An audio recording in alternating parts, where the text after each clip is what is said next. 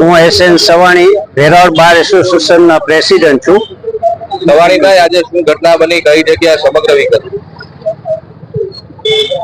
કોઈના દ્વારા ગઈકાલ વહેલી સવારે વેરાવળ કોર્ટને એક એવો મેલ આવેલો કે ભાઈ વેરાવળ કોર્ટને બોમ્બથી ઉડાડી દેવાની ધમકી આપેલી હતી। આજે સવારે જ્યારે દરેક વિકલ મિત્રો ઓસ્કારો બધા 11 વાગે નિયમિત રૂપે કોર્ટમાં હાજર થયા ત્યારે નામદાર કોર્ટ દ્વારા આ બોમ્બથી ઉડાડી દેવાની ધમકી હતી, એટલા માટે સમગ્ર પોલીસ તંત્રને બોલાવવામાં આવ્યું, ડોગ સ્ક્વોડને બોલાવવામાં આવી। અત્યારે વેરાવળ ગીર સોમનાથ જિલ્લાની તમામ પોલીસ આ અંગે કોર્ટની અંદર તપાસ ચાલુ છે। ડોગ સ્ક્વોડ આવી ગયેલ છે, તમામ પોલીસ તંત્ર હાજર છે અને લગભગ 1-1.5 કલાકમાં આ કાર્યવાહી પૂર્ણ થશે એવું છે। સવાણીભાઈ, ખાસ કરીને કોર્ટ પરિસરમાં કેટલા કર્મચારીઓ કામ કરે છે, કેટલા એડવોકેટ હોય છે?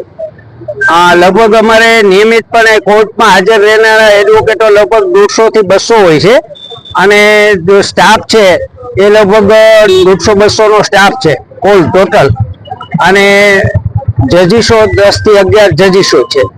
અને મેલ કોને આવેલો હતો, પોલીસને આવેલો છે કે કોર્ટ પરિસર? કોર્ટને આવેલો છે।